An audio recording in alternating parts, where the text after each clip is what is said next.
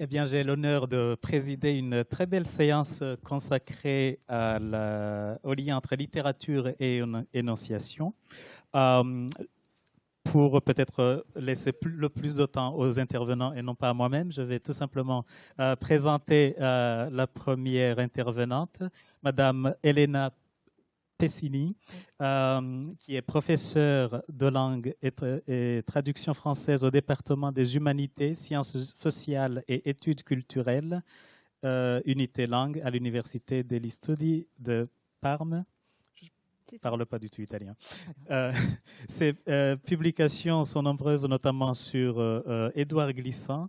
Et aujourd'hui, elle va nous présenter une communication intitulée Tracé littéraire dans le discours antillais. Madame, la parole est à vous. Merci. Le discours antillais échappe à toute tentative de catégorisation, de définition, d'une quelconque description. Au moment où l'on souhaite appliquer une formule pour rendre compte de sa structure, de son architecture, le texte résiste et se dérobe. Quelle est la nature du matériau textuel dont nous disposons? Un ensemble de 96 textes soigneusement numérotés? Mais que fait-on des notes? Des notes complémentaires, des textes qui inaugurent chaque nouvelle partie intitulée « Repères ». Que fait-on des schémas, des annexes, des tableaux, des débats qui y sont transcrits, du glossaire que l'on trouve à la fin de l'ouvrage? La nature même du discours antillais est composite, foisonnante, parfois décourageante par sa complexité et la multiplicité des approches que Glissant y conduit. Y suivre à la trace une seule problématique pourrait sembler arbitraire, simplificateur, en tout cas partiel. Mais c'est ce que nous ferons pour essayer de mettre au jour à la fois l'ampleur et la richesse des propos d'Édouard Glissant sur la situation de la littérature des Antilles au moment où il écrit, les propositions qu'il avance pour favoriser son développement, mais en même temps pour mettre en évidence la cohérence de ses propos avec l'ensemble de ses œuvres, même les plus récentes. Le discours antillais impressionne. La lecture attentive des comptes rendus globalement élogieux qui ont paru en 1981 et en 1982 dans la presse et les revues spécialisées au moment de sa publication ne peut que relever toute une série d'adjectifs impressionnants, copieux, foisonnants et de substantifs, somme, gros ouvrage, cathédrale baroque, qui soulignent la multiplicité des approches qui y sont proposées, mais aussi en même temps le considèrent presque comme un obstacle auquel on ne sait comment s'attaquer. Sans parler non plus de toutes les expressions qui tendent à mettre en avant la difficulté d'un style qui n'est dans rien à expliciter des idées déjà fort complexes. Une expression synthétique que j'y ai trouvée, écriture ardue, m'a semblé être la formule qui résume ces opinions courantes. Édouard Glissant essuie aussi des reproches qui proviennent justement de l'irritation provoquée par cette difficulté que rencontrent bon nombre de lecteurs, il faut bien le dire parfois peu avisés, à trouver une clé qui permettrait d'aborder les 500 pages que compte l'édition du Seuil. En particulier, la phrase lapidaire « mais à chaque genre son langage » qui conclut l'article de l'historien et sociologue Yvan Debache prête à sourire. Cette sentence voulant souligner que l'écriture poétique de Glissant devrait se limiter justement au domaine de la poésie dans lequel l'écrivain excelle et que la contamination de style d'un genre à l'autre constitue un empêchement à la bonne transmission du message. Souvent, les auteurs ont rédigé un double compte-rendu qui unit des impressions sur les discours antillais et la case du commandeur, roman paru lui aussi en 1981. En mettant en évidence que ce dernier, le roman, serait en quelque sorte une illustration des idées présentées dans le discours antillais. Dans ces cas, les articles insistent sur le caractère sociologique, philosophique, économique et politique et réservent à la case du commandeur des considérations plus strictement littéraires. Il y a toutefois des exceptions et je vous cite en particulier une d'entre elles. Tantôt historien, tantôt économiste, tantôt sémiologue et tantôt poète, Glissant a réussi là ce coup si souvent manqué, construire un grand essai de sciences humaines qui soit en même temps une grande œuvre littéraire. C'est le modèle de ce que peuvent faire conjointes la soif de comprendre, celle d'aimer et celle d'écrire. Fin de citation. Sans doute, les lecteurs de l'époque ont-ils été troublés par la profusion des pluriels qui caractérisent le discours antillais, dès ses premières pages. Les exergues sont pluriels, nous en comptons 7, Et la partie inaugurale du texte affiche le titre « Introduction » avec un S. Numérotées de 1 à 11, ces dernières répètent dans leur incipit la formule incantatoire « à partir de ». À partir de. Et nous semble vouloir estomper quelque peu ce trouble initial en assumant la fonction d'un viatique qui permettra de suivre le parcours que propose l'ouvrage. Et en ce sens, les introductions offrent un bagage qui favorisera la traversée du discours antillais en assurant des repères. Mais les repères sont aussi d'autres parties du texte qui portent vraiment ce titre, repères, qui se présentent en ouverture des chapitres comme des petites synthèses ou des annonces de ce que le corps du texte va développer. Imprimés en italique, les repères guident celui qui lit, dévoilent l'intention poursuivie par Glissant dans les pages qui vont suivre. Mais comme d'habitude, tout n'est pas si simple. Le repère peut, et c'est le cas une fois dans le discours entier à la page 275, pour le premier repère du livre, un discours éclaté, donc le repère peut assumer la forme de la page blanche pour signifier sans doute la complexité de la matière et l'insuffisance du dire. Donc les introductions qui inaugurent le discours antillais nous semblent avoir essentiellement deux fonctions. Celle que nous venons d'illustrer, à travers laquelle l'auteur remet au lecteur un matériel préparatoire et anticipateur, et une autre qui contribue à placer le texte du discours antillais dans l'ensemble plus vaste de toute l'œuvre glissantienne. Édouard Glissant lui-même énonce un rapport serré à l'intention poétique, le recueil d'essais qui précède chronologiquement le discours antillais, ainsi qu'avec Malmort, le roman de 1975. Il s'agira, dans le discours antillais comme dans Malmort, de, je cite, « crier le pays dans son histoire vraie. Hommes et sable, ravines, cyclones et tremblements, végétation tarie, bêtes arrachées, enfants béants. » Mais aussi, après et en même temps que ces constatations, essayer de répondre à cette question, je cite, « Qui peut l'écriture ?» L'autre questionnement qu'annonce Glissant dans ses introductions, explicité dans le texte numéro 2, qui s'intitule « À partir de ce discours sur un discours », concerne la forme qu'il a donnée à cette moisson de pages qu'est le discours antillais. Cette fois, le ton est péremptoire. Il s'agit de, je cite, « tambourer sans relâche les idées forces qui mèneront peut-être à déliter leur espace en nous. Et pour ce faire, je cite, l'accumulation est la technique la plus appropriée de dévoilement d'une réalité qui elle-même s'éparpille. » Accumulation et ressassement. Il parlera 2 pages plus loin de marteler la parole volontaire. Tambour et marteau ont inspiré Édouard Glissant, qui place le discours à l'intérieur de son œuvre, en étroite connexion avec les essais précédents, mais aussi, nous le verrons, avec ceux qui vont suivre. La répétition n'advient pas seulement à l'intérieur des strictes limites d'une même œuvre, mais d'une œuvre à l'autre par, justement, l'effet d'un écho tambouriné. Toutefois, et ceci dément l'ordre apparent que nous avons essayé de reconstituer, il semblerait qu'un « à partir de », un texte qui s'intitule « À partir de », ait échappé à Édouard Glissant. Au lieu d'être sagement rangé à la suite ou au milieu des textes qui portent tous cet intitulé, nous trouvons « À partir de Boise » dans une des dernières sections du discours. Boise étant le titre du recueil de poèmes publié en 1979. Alors, nous ne savons si l'écrivain avait préparé le court texte pour le ranger dans les introductions et s'il a décidé de lui réserver en fin de parcours une position différente. La section voix qu'il abrite est située dans le 4e et dernier livre du discours, L'avenir antillais, pour signifier, nous l'imaginons, que la forme poétique est une des formes privilégiées à travers laquelle le discours antillais peut se dire et s'articuler.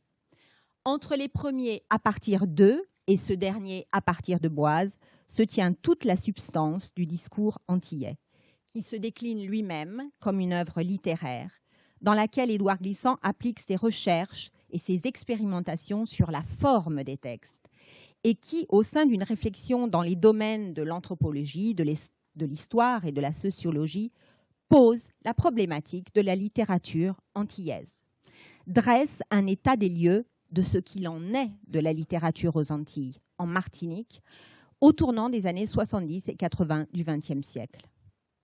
Non pas tellement pour faire le point sur la production littéraire, mais plutôt pour souligner que l'enjeu autour de ce que feront les écrivains et poètes martiniquais de leur littérature est un enjeu crucial. Justement, à partir de Boise, il affirme « La parole demande l'espace et le ballon nouveau. Je vois s'avancer dans la terre les inspirés que nous serons. » La réflexion sur la littérature est omniprésente dans le discours antillais. Le mot revient souvent dans les titres des chapitres, des parties, des sous-parties. Mais la cohérence de la pensée n'est pas donnée par un exposé exhaustif. Le lecteur va devoir reconstituer la complexité de la pensée glissantienne en recousant lui-même les occurrences de la problématique les unes aux autres, chaque fois qu'elles émergent. Voilà un des leitmotifs du texte qui revient par à-coups et imprime sa respiration à l'ouvrage. Je cite « Comment adapter aux techniques de l'écriture une langue orale qui répugne à l'écrit ?» Mais aussi, le passage des littératures orales aux littératures écrites demeure l'angoissante épreuve et le trauma significatif de cette naissance au monde. La littérature des Antilles doit naître d'un vide, d'un maillon qui a sauté, d'une continuité qui manque. Avec l'effondrement du système esclavagiste, le créole est refoulé, folklorisé, et le passage naturel de l'oral à l'écrit qui a caractérisé la naissance des littératures occidentales n'est pas opératoire aux Antilles. Et donc, c'est toute une tradition du savoir raconter, un imaginaire, une pratique de la narration qui s'est tue. Ce passage est-il définitivement oblitéré? Est-il encore possible? Peut-il encore voir le jour? Cette question est lancinante. Elle occupe tout le discours antillais, le faisant constamment vibrer. Mais à cette question ne correspond pas une réponse univoque. Glissant, au fur et à mesure qu'il livre les rouages de sa pensée, esquisse des tracés qui sont autant de propositions. Et l'écrivain y a son rôle. Un rôle que Glissant veut définir à plusieurs reprises et sur un ton qui étonne. Un ton de la phrase martelée, à la structure répétitive, pour mieux découper une priorité. Il dit « Parce que la mémoire historique fut trop souvent raturée, l'écrivain antillais doit fouiller cette mémoire. Parce que la conscience antillaise fut balisée de barrières stérilisantes, l'écrivain doit pouvoir exprimer toutes les occasions où ces barrières furent partiellement brisées. Parce que le temps antillais fut stabilisé dans le néant d'une non-histoire imposée, l'écrivain doit contribuer à rétablir sa chronologie tourmentée. » Le discours antillais, en ce sens, est un véritable cahier des charges. Il s'agit pour Édouard Glissant de s'intéresser à la littérature antillaise, mais toutefois pour ne pas s'y limiter. Cette difficulté du passage de l'oral à l'écrit, que Glissant déroule comme un écheveau dans tout le texte, lui permet des réflexions plus amples sur des mutations et des transformations à un niveau plus global. Et si maintenant c'était la forme écrite, les textes écrits qui risquaient de perdre leur centralité en tant que suprême absolu de la culture? Est-ce que le texte écrit n'est pas en train de vivre une crise sans précédent? Et alors, peut-être, la littérature antillaise aurait-elle une longueur d'avance sur d'autres littératures qui ont fondé leur suprématie sur leur ancrage à la forme écrite? L'enjeu littéraire est trop important pour qu'on puisse se satisfaire de dire de quoi devra traiter cette littérature. Pour Glissant, ce qui compte aussi, c'est la façon dont la littérature se dira. Et il dresse la liste des outils dont l'écrivain pourra se servir. Il va falloir rendre compte du réel, mais le défi est bien sur la forme, sur le langage qui va se construire. Glissant pose des incontournables de ce langage, qui forgera ou forge déjà cette littérature. L'importance de la fonction du paysage, dont nous avons déjà longuement parlé, la structure rythmique de l'œuvre, le temps poétique et le temps romanesque. Le texte numéro 36, intitulé « Technique », placé au cœur du discours antillais, en son milieu, décline de façon systématique et ordonnée ces pratiques d'écriture que Glissant énonce comme constituantes de la littérature antillaise. Cette synthèse se veut une mise au point et résume, mais en réalité, chacun des aspects est développé, repris, filé tout au long de l'ouvrage. Nous ne pouvons analyser ici tous ces aspects, faute de temps, mais nous voulons souligner l'importance de la fonction du paysage, dont il parle longuement, en particulier dans le texte intitulé « Le roman des Amériques ». Simplement une citation. Le fait est là. Tout paysage américain, si limité soit-il, allume un paisible vertige d'infini. Ce n'est pas bien sûr par essence, mais peut-être parce que ce paysage n'est pas raviné d'histoire, même s'il comporte ses propres hauts lieux. Pour souligner l'importance du paysage, du discours du paysage, Glissant va employer tous les instruments textuels et rhétoriques dont il dispose.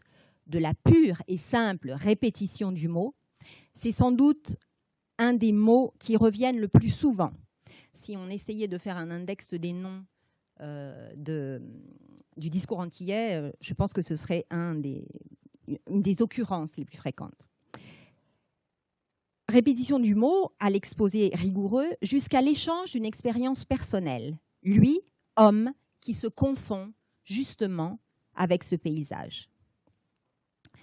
Je cite, « Le possible d'un paysage, c'est ce que je découvre qu'il a mis en moi, qui me permet de m'égarer, mais non pas de me perdre.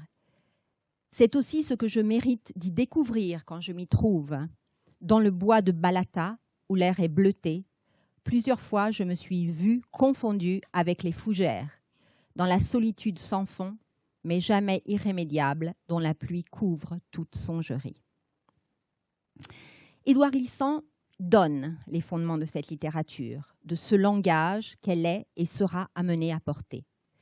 Expose les caractéristiques qui lui paraissent cruciales pour qu'elle soit enfin authentique et non plus dérivée, calquée, décalquée. Il n'a de cesse de montrer que cette littérature a couru et court le risque de rester une littérature empruntée, pétrie à partir d'un rapport faussé avec le réel, histoire, paysage, temporalité et rythme. Il se fait même le critique de lui-même.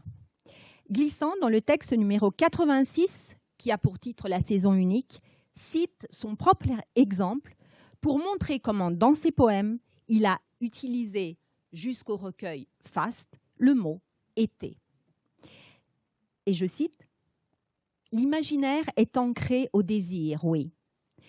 Mais quand le désir est interdit, parce que son objet souterrainement se fait impossible, l'imaginaire bat des ailes mécaniques. L'utilisation du mot « été » dans les textes antillais, dont naguère les miens, illustre un tel mécanisme. Car ce mot « été », non pas en participe mais en saison, m'a empli de sa vague rumeur. Vague pour moi. J'y vois à rebours le signe non vague d'une perdition. J'écrivais automatique l'été pour le feu, la chaleur, l'ardeur. Fin de citation. Il s'agit bien de faire tomber les masques. Allez voir ce qui s'est caché véritablement derrière le discours littéraire et le discours historique et avancer des propositions. Dans tout le discours antillais, la réflexion sur la littérature avance en parallèle avec la réflexion sur l'histoire. Elles se nourrissent l'une de l'autre. L'une et l'autre partagent la nécessité de prendre en compte des manques, des occasions ratées, dont Édouard Glissant n'hésite pas à dresser les listes qui dialoguent avec la chronologie officielle. Le texte le repère, qui s'intitule « L'heure chronologique », égrène les dates de l'histoire française dans un tableau schématique, un squelette de faits sur lequel l'écrivain va réfléchir et médité tout au long de son ouvrage. Il dit « Une fois ce tableau chronologique dressé, complété, tout reste à débrouiller de l'histoire martiniquaise, tout reste à découvrir de l'histoire antillaise de la Martinique. » Alors, l'histoire dresse la liste des occasions manquées et la littérature court le risque de devoir faire la liste des personnages qu'elle n'a pas su représenter, des héros qui manquent. Dans le discours antillais en particulier, c'est le cas dans le récit Traces, numéroté 32. Ce sont 3 paragraphes qui accompagnent un île sans nom, un fuyard que nous rencontrons à des moments historiques différents. 1848, la Grande Guerre et les années 70. C'est la figure du marron qui est présentée dans ce texte. L'écrivain, glissant, propose à rebours le brouillon de textes déjà écrits, le IVe siècle et Malmort, mais aussi de textes qui paraîtront quelques années après, Mahagoni en 1987 ou beaucoup plus tard, Ormerod en 2003.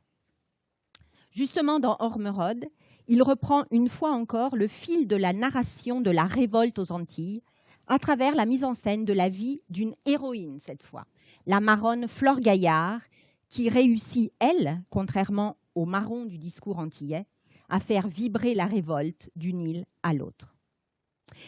Alors, si nous partageons l'opinion de Dominique Chancet, qui, dans une étude intitulée « De l'anthropologie à l'esthétique », montre comment, après 1981, après le discours antillais et la case du commandeur, Édouard Glissant abandonne progressivement une approche mimétique de la représentation romanesque et tend à laisser de côté les références à l'anthropologie et à la sociologie pour se tourner vers les sciences exactes et la philosophie, il nous paraît important d'apporter quelques nuances pour dire que Glissant n'abandonne pas les pistes tracées dans les discours antillais.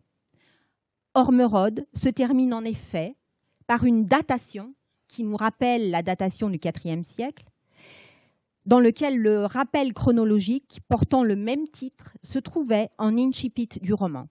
Une datation qui conduit de la fin du Crétacé jusqu'en 2002. Ceci prouve bien qu'Édouard Glissant travaille encore avec obstination dans Ormerod, qu'il définit une chronique à la mise en cause du leurre chronologique en mélangeant les dates de la traite, celles des révoltes marronnes, les dates de naissance approximatives de ces héros, celles des débarquements, avec un S, de Cristobal Colon. Ceci nous prouve bien que le projet du discours n'en finit pas d'inspirer toute l'œuvre glissantienne.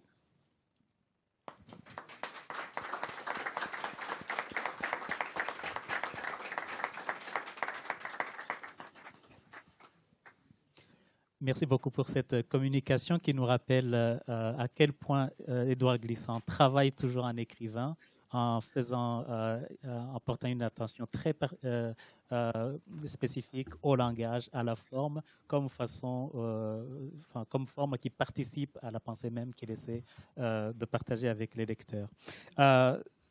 Sans plus m'attarder, je vais passer la parole à Axel Arteron, qui est maître de conférence en études théâtrales comparées dans la Caraïbe et enseigne dans le département de lettres du pôle Martinique de l'Université des Antilles. Docteur en art du spectacle de l'Institut de recherche et d'études théâtrales de Paris 3 Sorbonne Nouvelle. Il est membre du Centre de recherche CRIAC de la Faculté de lettres et des sciences humaines de l'Université des Antilles et est membre associé au Centre de recherche scène francophone et écriture de l'altérité de l'IRET, Paris 3 Sorbonne Nouvelle. Spécialiste du théâtre caribéen francophone, il est l'auteur de l'essai intitulé « Le théâtre révolutionnaire afro-caribéen, dramaturgie révolutionnaire et enjeux populaires », paru en novembre 2018 dans la collection Francophonie aux éditions Honoré Champion.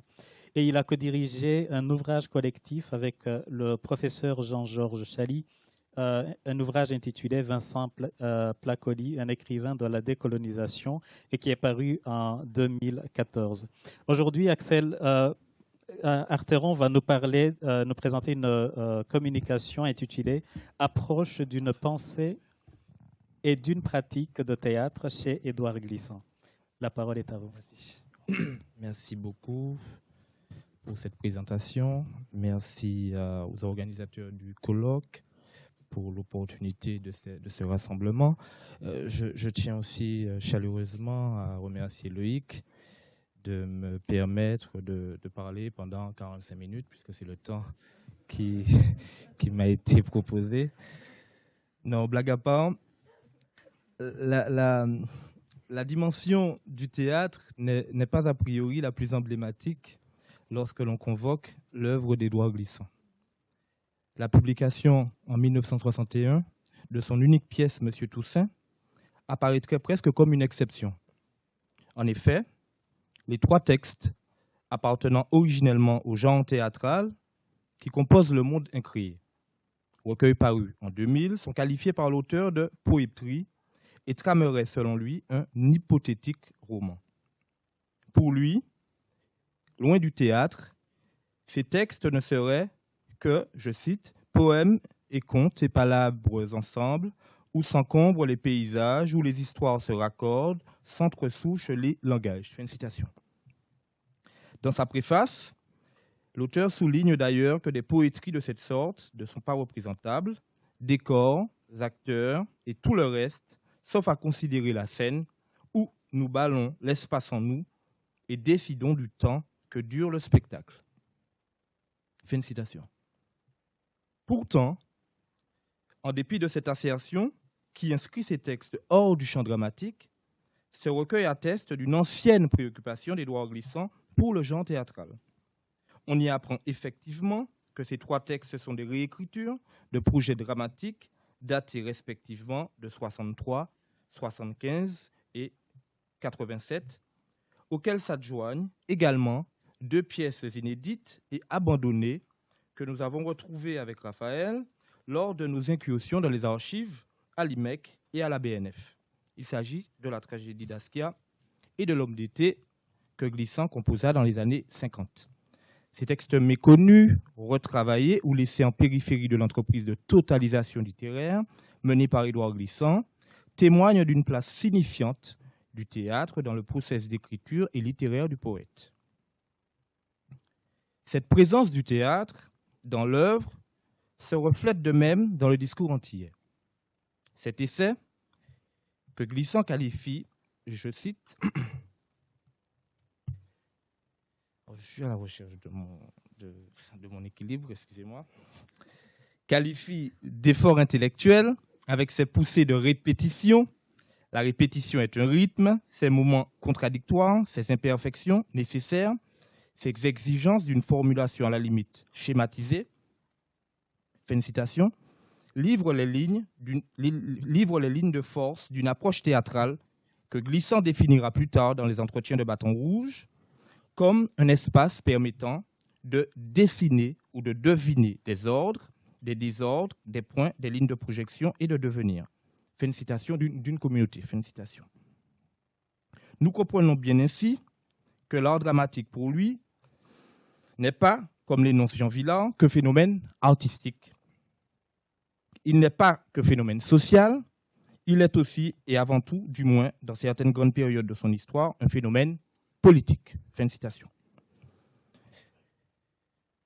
Dans le discours antillais, la dimension théâtrale s'affirme à première vue de manière programmatique, si l'on se fie à l'énoncé explicite du chapitre « Théâtre, conscience du peuple ».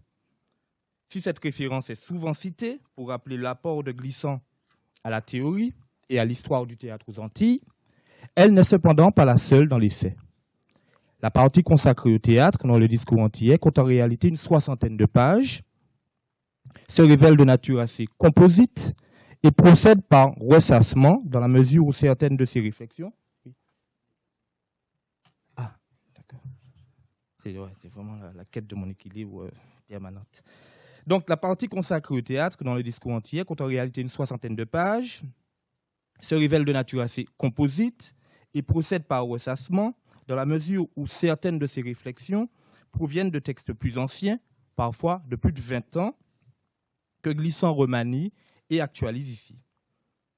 Il s'agira donc pour moi d'examiner les grands axes qui structurent son approche du théâtre dans le discours antillais, d'en dresser une typologie ainsi que les schèmes qui l'organisent.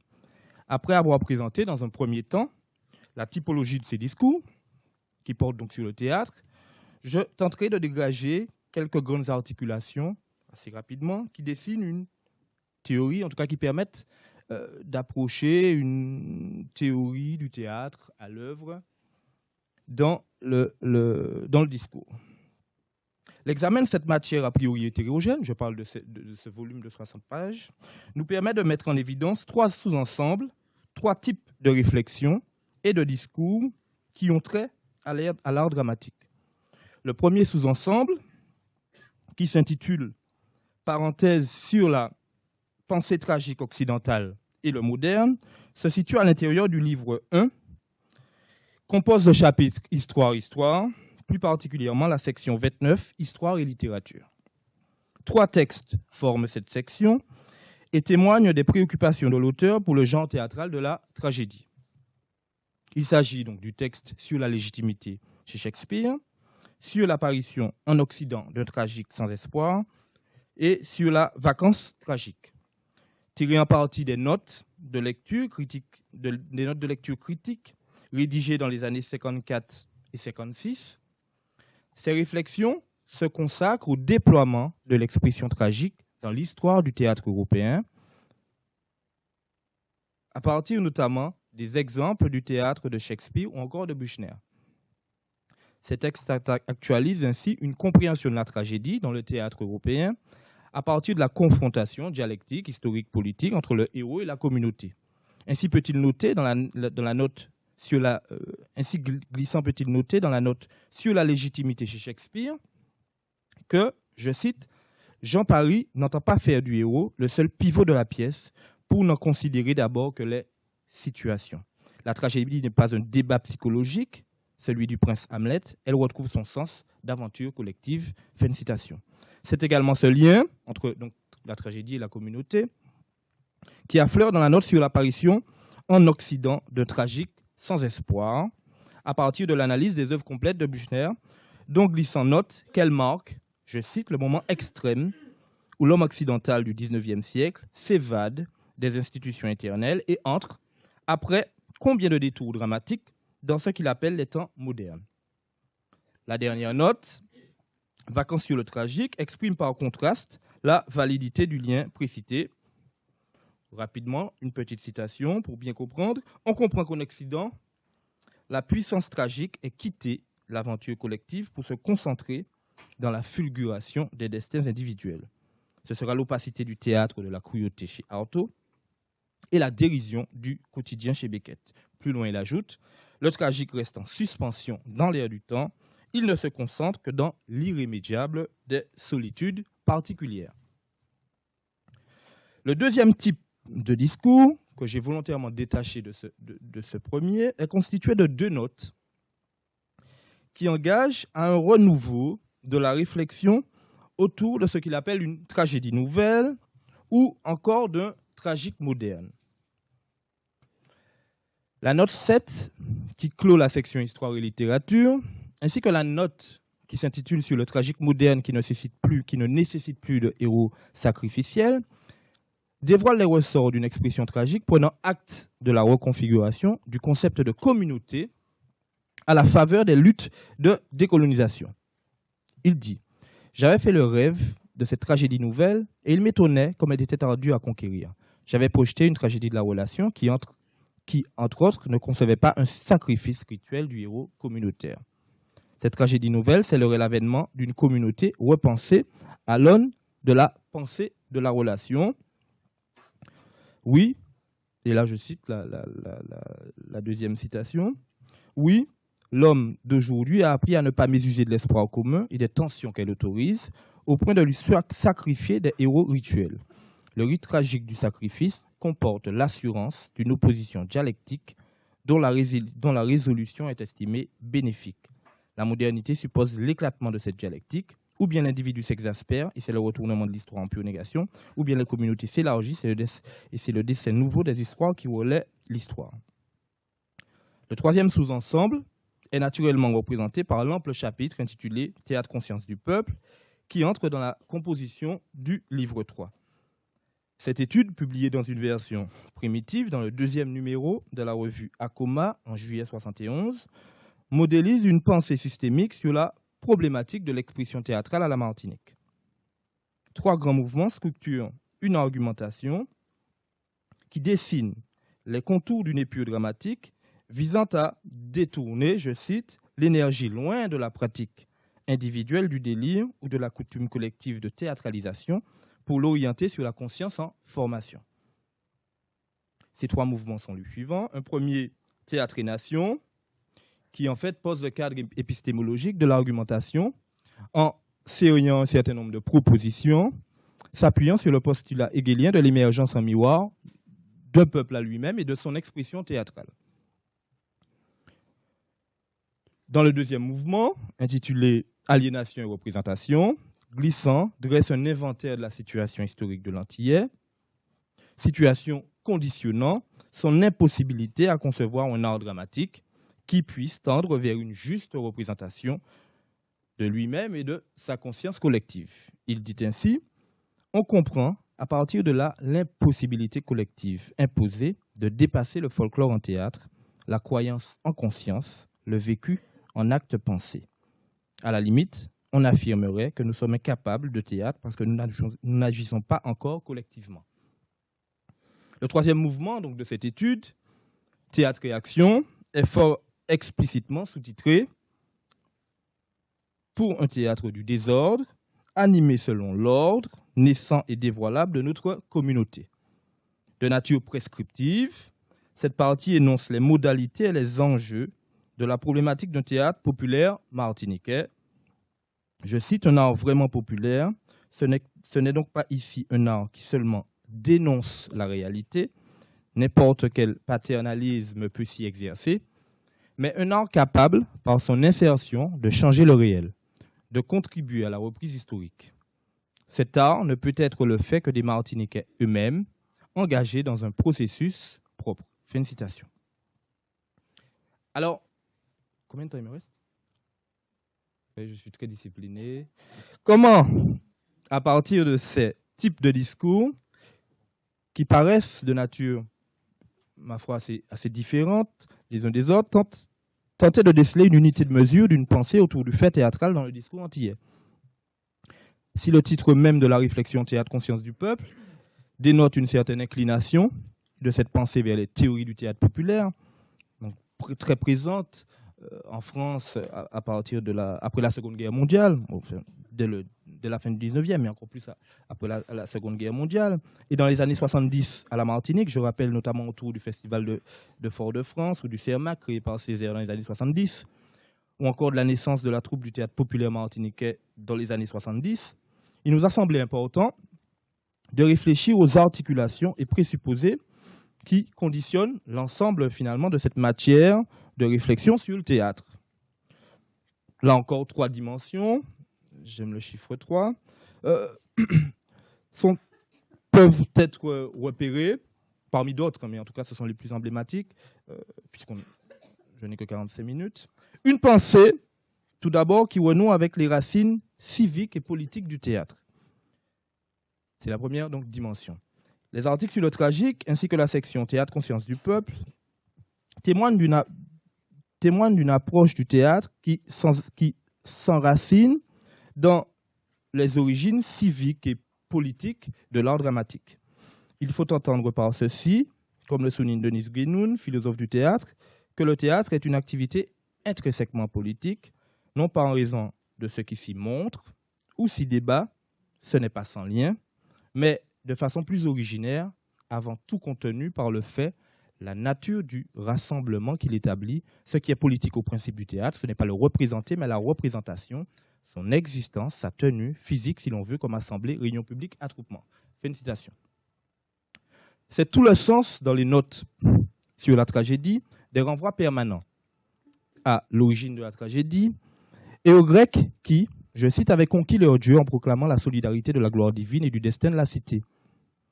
Par ailleurs, dans ces mêmes notes, la lecture de la tragédie est avant tout appréhendée sous l'angle de ses rapports dialectiques avec la police. On l'a vu précédemment, à partir notamment du schème que Glissant énonce dès l'intention poétique, à savoir que l'objet propre du tragique, je cite, paraît avoir son principe dans la recherche et la signification d'une communauté rompue ou menacée que la tragédie doit reformer. Dans le théâtre Conscience du peuple, cette acception civique et politique sédimente le principe du lien fécond qui unit l'expression théâtrale à cette conscience collective qui se forme. Cette acception prend également forme au travers de l'équivalence que Glissant établit dans ce même texte comme paradigme de l'idée du théâtre comme moteur d'une dynamique collective entre l'agora et l'amphithéâtre chez les Grecs. Cette expression théâtrale devient celle, je cite, de la communauté totale car il dépasse le fond folklorique en l'assurant. L'agora et l'amphithéâtre sont des lieux équivalents où se joue le drame grec. La deuxième dimension, repérable, est ce que j'ai appelé un peu rapidement un théâtre de la distanciation, la finalité critique du théâtre. La deuxième dimension donc, questionne des enjeux liés à la réception et la finalité du projet théâtral que propose Glissant dans la section Théâtre Conscience du peuple. Ainsi, dit-il, le théâtre est nécessaire dans son aspect critique, première chose, et également, ou par capillarité, donc dans son aspect critique pour contribuer à la liquidation des représentations aliénées, et par son insertion, il contribue à changer le réel et contribue également à la reprise historique. Le rôle donc dévolu à la représentation historique, on l'aura noté, est essentiel dans le processus critique engagé par le théâtre. Idée déjà force d'ailleurs de l'ensemble des théories du théâtre populaire qui vont traverser le XXe siècle. Mais ici, ce qui est intéressant, c'est que cette dimension critique que Glissant assigne au théâtre n'est pas sans rappeler le concept de distanciation propre à Brecht, susceptible de rendre compte des modalités dramaturgiques envisagées. Pour le dramaturge allemand, il s'agissait de créer cette distance entre le spectateur et le spectacle en jouant sur ce qu'il appelle l'effet de distanciation, dont la finalité était d'amener le spectateur à considérer ce qui se déroule sur la scène d'un œil investigateur et critique. C'est peut-être en rapport avec ce concept de distanciation que l'on peut interpréter les préconisations dramaturgiques énoncées par Glissant. Je cite, dans notamment la partie théâtre-réaction, dans laquelle justement il va mettre en forme ce que doit être le théâtre populaire en la Martinique. Un tel théâtre, contrairement à l'imposition orchestrée de ce qui accourt, offre donc sa possibilité interne de réfutation. Le problème n'est pas de huer ou d'applaudir l'acteur, mais de discuter la signification du théâtre, du spectacle, pour combattre ce que toute représentation comporte comme aliénation du représenté. Discuter le spectacle, c'est le désacraliser. C'est encore la référence à Brecht qui va apparaître, du moins c'est la référence à Brecht qui apparaît dans une note sur le tragique moderne, sur la note intitulée sur le tragique moderne qui ne nécessite plus de héros sacrificiels, pour signifier cette étape du dépassement de la représentation tragique sacrificielle au profit d'un tragique politique. La troisième dimension, repérable, est l'ensemble des propositions qui permettent de constituer, de mettre en place, ou en tout cas d'appeler à une dramaturgie populaire. Et ce qui est remarquable, c'est que Glissant va poser donc la question de cette dramaturgie populaire, en tout cas de l'effectuation de cette dramaturgie populaire, et poser la question également des formes dramaturgiques et du répertoire théâtral.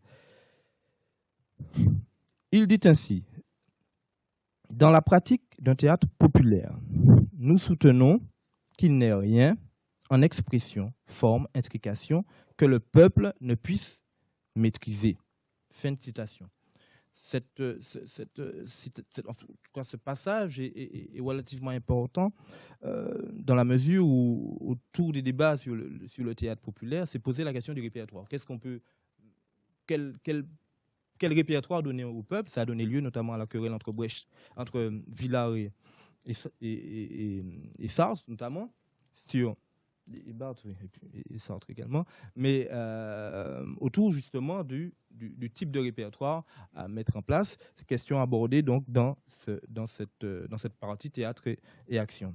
Il y a également la question de la langue de la création théâtrale et du créole, de même qu'il va également se positionner sur l'ensemble des lieux propres, adaptés et propres à recevoir des spectacles de type populaire. Il s'agit souvent de théâtre de rue, de théâtre itinérant, jouant sur l'improvisation, où l'importance du vocal par rapport au dialogué est rappelée. Cette popularisation, c'est la dernière citation, cette popularisation tactique avec l'éruption loin des salles devient fondamentale, c'est une citation, quand il s'agit de lutter contre les intrusions ou impositions techniques ou idéologiques, génératrice chez le Martiniquais d'une auto-castration. Fin de citation. Donc pour terminer mon propos, je dirais simplement que j'espère vous avoir pu vous montrer que le théâtre occupe une part importante dans l'œuvre et que si très souvent les observateurs et la critique s'en tiennent à l'étude du théâtre aux consciences du peuple pour attester de cette présence du théâtre, qu'il est important de convoquer également les réflexions touchant à la tragédie, afin d'approcher une pensée du théâtre tout à la fois civique, politique, distanciée et populaire. Je vous remercie de votre attention.